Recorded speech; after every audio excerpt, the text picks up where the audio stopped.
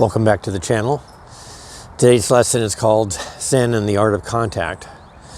Now I will be continuing in our next series of lessons regarding the last acceleration and the connected swing.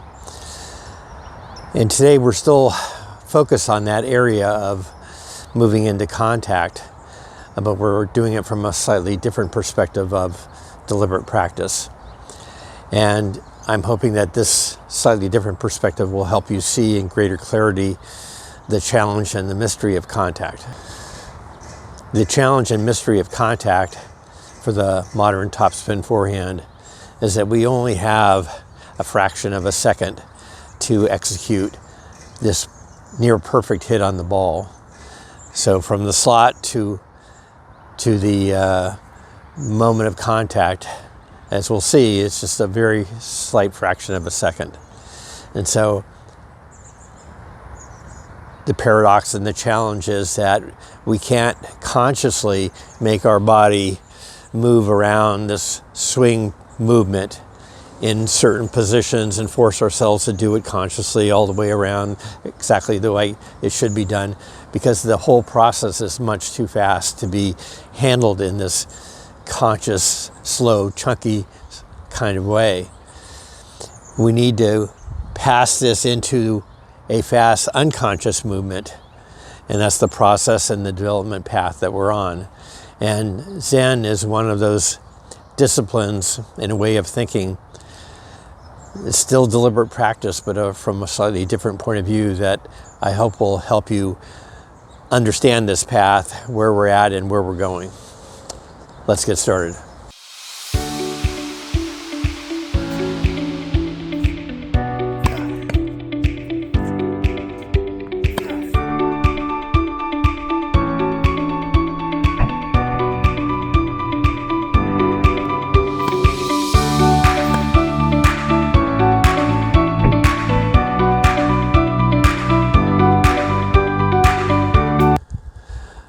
Let's take a closer look at the moments of contact from a scientific viewpoint. In part one of this analysis, we're focused on how long is the moment of contact. But first, let's look how long it takes to execute an average topspin forehand ground stroke from the baseline or behind it, like we see Djokovic doing here in a moment. We get so used to looking at slow motion videos of the pros that we forget just how fast this movement. So you can see that the average topspin forehand only takes a total of 1 second. Now, how long does it take to go from the slot to contact?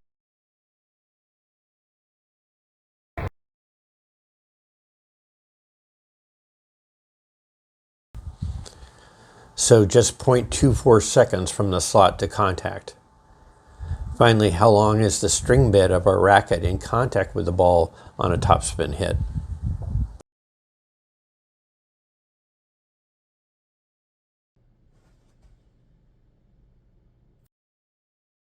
So if the ball is on our string bed less than 8 milliseconds, what does that really mean in any common sense way? Well, the snap of your fingers takes 100 milliseconds. So the ball is on our strings less than 1/10 of the time it takes to snap our fingers.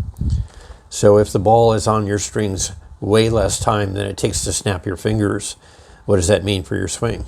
It means that with less than 8 milliseconds, you don't have time to flip, scoop, roll over, or extend to the target. It means contact in tennis is truly a hit, a split second of interaction with the ball. And the quality of this hit will be determined by your overall swing technique, not your manipulations of the racket at contact. With so little time to execute our swing and so little time with the ball, a common sense analysis would say, we don't have enough time to do this right. But we know the GOATs and the pros do have enough time to do it right. Hit with great speed, direction, and topspin. What happens at contact? I'll let you follow along this next clip on your own, as it's self-explanatory.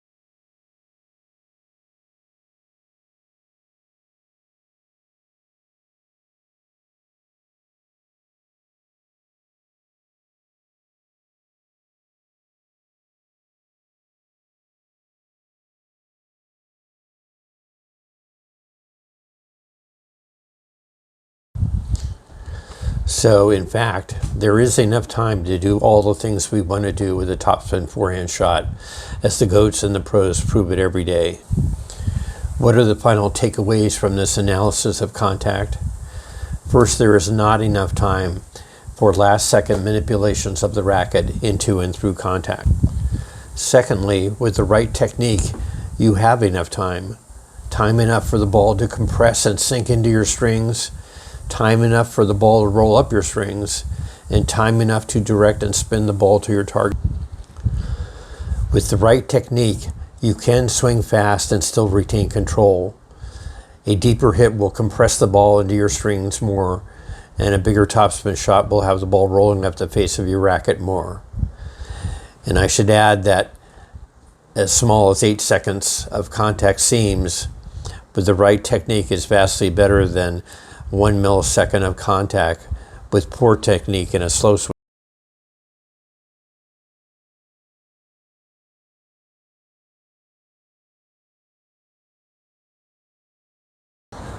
We're talking about Zen and the art of contact today because we just have 1 second to execute the entire topspin forehand ground stroke. And we only have a 1/4 second from the slot to contact to make good, consistent contact. And we only have a fraction of a fraction second, 1/10 of the time it takes to snap your fingers in terms of the ball being in contact with this racket string bed. And thus for us to give us all the direction, speed, and power that we're going to have on this topspin shot. In terms of this word Zen, it's been so overused and abused over the years that it's become almost meaningless to people.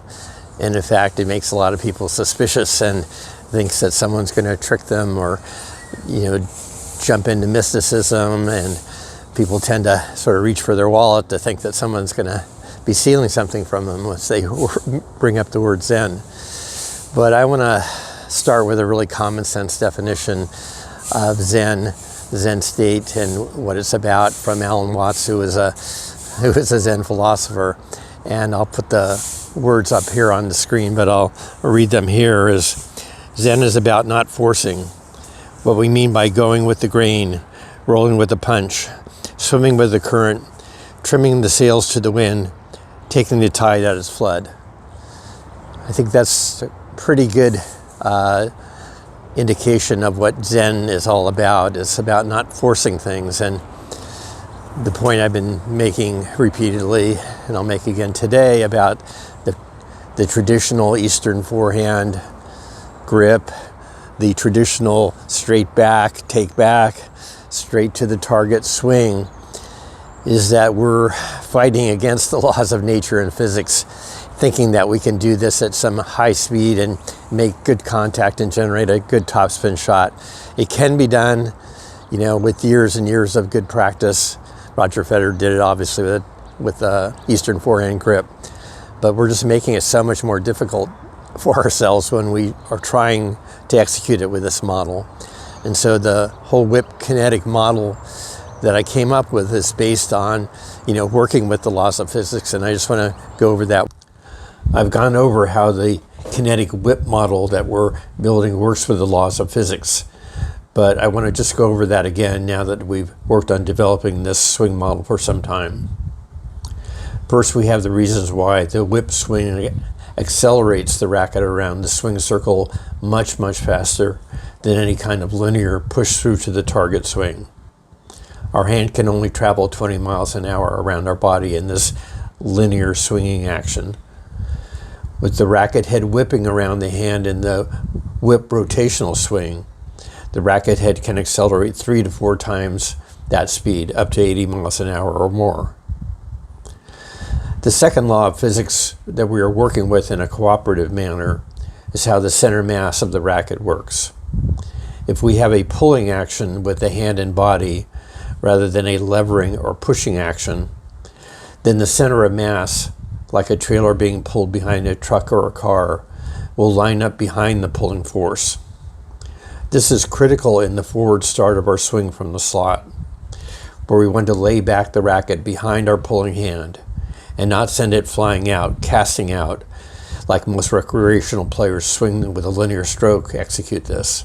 That will only line up the racket head with the hitting arm, which means that the racket can only travel at the same speed as our hitting hand or hand. That will only line up the racket head with the hitting arm, which means the racket head can only travel at the same speed as our hitting arm or hand, which is 20 miles an hour or less. Moreover, casting the racket head out so soon will create an outside-in swing path, which will bring the tip of the racket around and close off the face too soon at contact, creating all sorts of errors. With a pulling action, the racket head lags behind the pulling hand, and only when we reach the turn of the swing do other physical forces like the centrifugal force and the extension of our arms from our rotating body generate the outward force that sends the racket further out. The last law of physics we're working with is the added stability and lift the racket head gets when it's thrown out on the edge from the slot and into contact. The same physics work on the racket head on edge that work on the airplane's wings. The airflow speed over the top of the wing is greater than the airspeed flow at the bottom of the wing, creating lift and flight stability for the airplane. The same thing happens to the racket head thrown out on the swing circle at high speed. It lifts and stabilizes the racket in flight, if you will, helping you create consistent contact. Here you can see that our path through the stages of learning the skill of the topspin forehand. Once we can do this action automatically and do it correctly, there's another stage which we sometimes experience. This is called the zone, the flow state, or the Zen state, where we're just doing this skill at the peak of our potential and it seems almost effortless. One of the main reasons it feels effortless is that we're working with, not against the laws of physics and nature. And that's what I want to have you do. That's what I want you to take away today about this Zen lesson. We're in the deliberate practice section of this lesson now, the practical how-to, and I want to lead you through a series of Zen-like drills, if you will. And we're going to try to build to executing our swing model, eventually all in 1 second, but we're going to go through it slowly like we usually do. But this time around, instead of having you start without the racket and getting into an athletic posture, which is usually how we begin the real process of swinging, I just want you to stand more maybe like you do in everyday life. Just want you to turn to the side a little, like this, and I want you to stand erect like you normally would. No, we're not trying for athletic posture now. And I want you to pick up this racket in a Zen-like way, which is a cooperative way to what we're intending to do.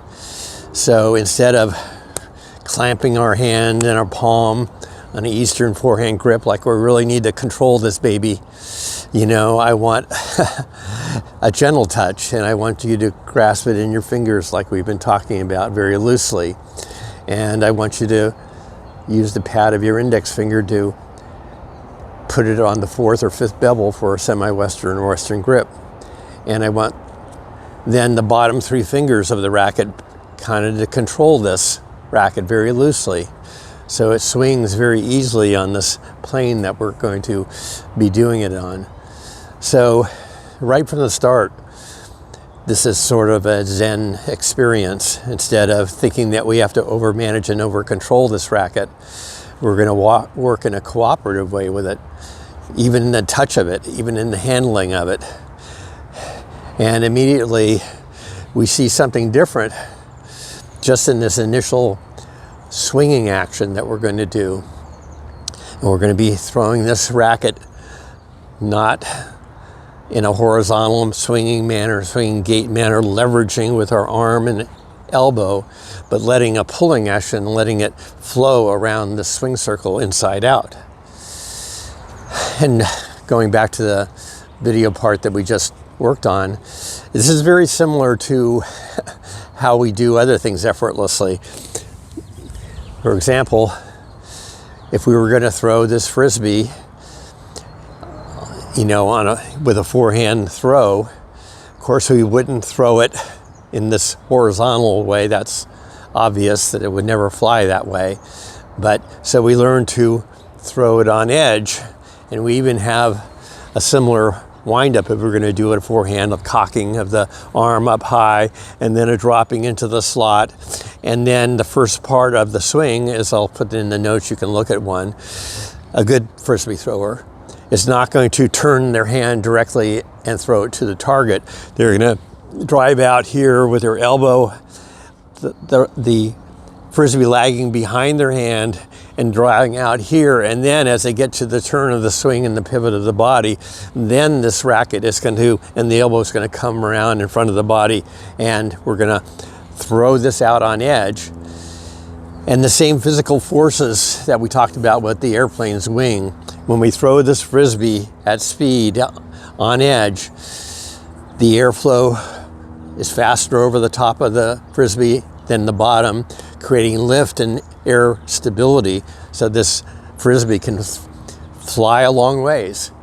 Well, we're doing almost exactly the same thing with this racket edge being thrown out on the swing circle fast. It creates the stability that we're going to need for good, consistent contact. So we have the Western grip. We have it lightly in our hands and our fingers, not our palm. There's plenty of looseness to this grip, freedom to swing and accelerate. So I want to, before we get this first drill, I want to caution again about anybody who has arm or physical problems, any soreness in their elbow or their shoulder. You should probably not even try this. And if you experience any, you should stop. Okay, that's always the case. Don't try to fight through it. Just stop and get it checked out. But anyway, the series of drills has a sort of theme to it, which I'll give to you now, which is out, in, out, in. And so we're basically referring to how the racket moves around our body, in the sense that in the first take back, we've talked about moving the racket out and up, okay? That's sort of the out move. And then we have an in move where we bring the arm and hand closer to the body in some sort of slotting action, can vary. So out, in, and then we talked about driving out on the swing circle, and as we get to the turn of our body and our pivot towards the target, then our arm and comes accelerating through, and the racket starts to catch up with the turning hand, and the physical centrifugal force of our rotating body as we extend out our arms just naturally goes into an out motion. So now we're into the out phase. And then finally in the follow through, always, as the racket extends up and around, then the racket somehow comes back closer to our body. So it's out, in, in. Those are the 4 stages of all these drills. So in this first out, in exercise, this is going to be slow motion with the racket, standing straight, working just with our arm. And I just want you to have an entire pulling action throughout this whole action. So we're going to pull up, let it flow around us, pull down, let it flow out, and then up. So I want you to do 10 of those, and I'll pause the video for a slow motion exercise using the pulling action. Okay, I'll pause.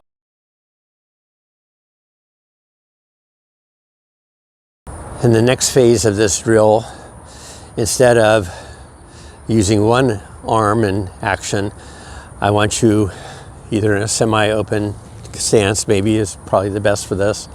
I want you to do this action with the 2 arms.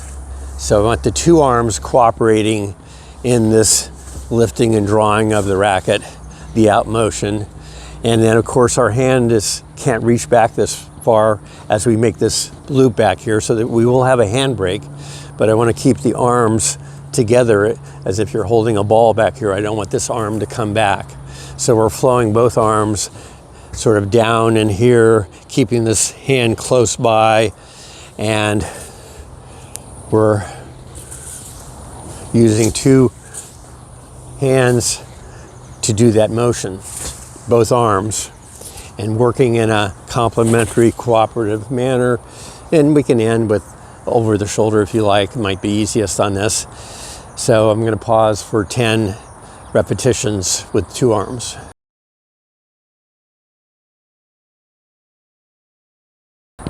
Now we're going to do the next phase of this using some of the other principles that we've been working on, which is assuming a more athletic posture, slightly tilted forward 20, 30 degrees, and having flex in our knees. And I want you to add more body-driven power to this and body-driven movement to this 2-arm action. So we're now in a more athletic posture, and we're going to be drawing this up, and we're going to be stretching out with our body a little bit, and we're going to do a little bit of sinking with our body as we come into the in phase of this. So up, sink, and as we sink, I also want a little side bend here so that we have room to throw this racket head out on the swing circle. So stretch, sink, and we're going to be throwing this around the swing circle and turning with our body to help accelerate that racket. We don't have to get it perfect. We're not looking for perfect. We're just looking for a large circle exercise where we're using our body's motions and actions, the sinking, the turning of the body, more to drive that racket and accelerate it. So I'll pause for you to do 10 of those. And we're trying for maximum speed, but I'd say at least medium fast speed.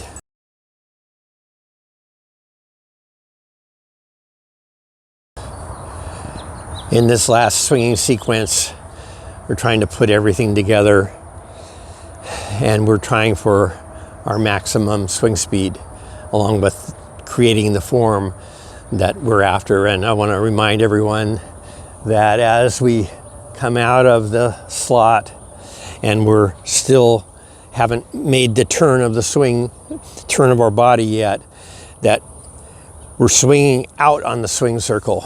Swinging, the arms will come out naturally and extend out, and this will be flung around in an inside out manner.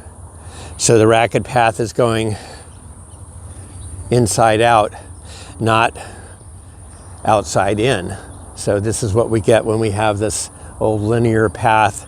We're going to hit a swing gate action. We don't want that. We want to throw it out in this direction, basically out to our right, and then let the body pivot and turn, bring the racket around in the direction of contact and directing it to the ball. So in this last one, we're going to be using everything that we have in a cooperative manner. We're using our body, we're using the physics, we're using the laws of nature inside of us, which is the kinetic engine, the kinetic chain, which is a rotational engine for power. So they're all 32 segments within our body that work in a rotating manner to generate power and speed. We're tapping into that as well. So both inside and out. This is sort of the Zen swing. So in a semi-open stance, I want you to not do it continuously. So pause between each of the reps to be aware of how you did it. See if you can fix a few things. So we're lifting and stretching up here, and we're then breaking our hands and extending back, stretching again, building up energy and power in this coiling, winding back process as we wind back into the slot. And we can feel the coil here, and we're even gonna throw in a little awareness of the master move. So when we get here, we don't want to be firing away like this. We want this hand to trail out of the slot more, and we want the racket to extend down here a little, or a lot. And we want the forearm to lay back. The whole idea is that we're laying back the racket as we move forward. We're not accelerating the tip around at the start. So I don't expect you to be perfect on this, of course, but I want you to see as you work your way through these 10 reps that if you have missed this part of the master move, the supination of the forearm back, the laying back of the racket, the extending down of the racket head, or whether did you start to pronate and pull that racket up too soon. So I want you to add a few small circle things that we've learned as we work through this process. Again, it's not going to be perfect, but as you work through your 10 reps and pause and reflect on it, you see what piece needs to be refined, which piece needs to be worked on in the next rep. And see as you do the 10 reps that you get closer and closer to what you think the ideal is. So we're stretching back here, we're folding back, getting a side bend, a lot of body energy. Non-hitting arm is outstretched out. We can feel the back muscles pulling tight so that it can be a pulling action, as we've talked about. And we're going to throw this, let it freely release. Let a loose grip, right? Freely release. It'll stabilize into contact here with a slightly closed racket face. We're not going to worry about that too much now, but we're throwing it out on the swing circle in an inside out path as we pass through contact, and then we're just letting it accelerate all the way through contact, and then just the relaxation and the follow through, however way that happens. And you can even at the end of this practice this internal tucking of the non-hitting shoulder to see if you can get the last acceleration of that racket around. So 10 max speed swings, 10 Zen swings, working through each, refining each swing as you go along. I'll pause the video. So that is the ending here now of Zen and the Art of Contact lesson. And as you can see, this whole thing about Zen is not such a big deal. It's about working in cooperation with nature, our body, the laws of physics of swinging, and making them flow together, and that we have done this all in 1 second once we get up to full speed. So in repeating these exercises, hopefully over the next, you can repeat this exercise pretty much forever. Keep refining it, keep adding smaller elements, keep reflecting back of, well, what piece needs to be added and what pieces needs to be refined. And I would say that you should film it either from the rear to face on, like I'm shooting this, and film half of it, 5 swings in regular speed and 5 in slow speed. The regular speed, once you have that captured, you can put it on your computer and you can time, did this whole exercise take 1 second or not? Are you like a second and a quarter or a second and a third?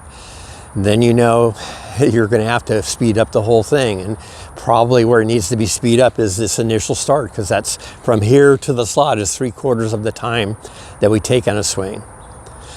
So you can, again, you can do this exercise pretty much forever, and I hope you'll do it several times over the next succeeding days. Work on it 15 minutes at a time in your bedroom or your backyard. You don't have to be on the court. And why is that better than doing it for an hour at a time? Well, our attention wavers after about 15 minutes, and you start to get into a dull mechanical repetition, maybe making the same mistake over and over. So we need the break in between doing these things for us to sort of process it unconsciously, come back to the next day fresh, and then you'll see that you'll feel and understand the motion a little bit better the next day, and then the next day after that. And it just keeps going up this ramp of skill improvement.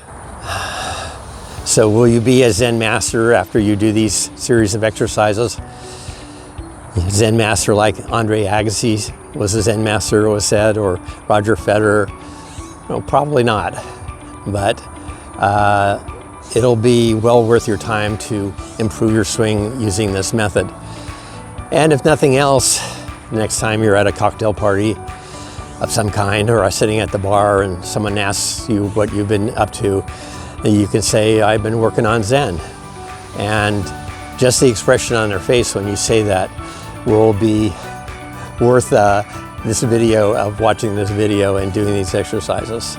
So until then, from one Zen student to another, I bow to you.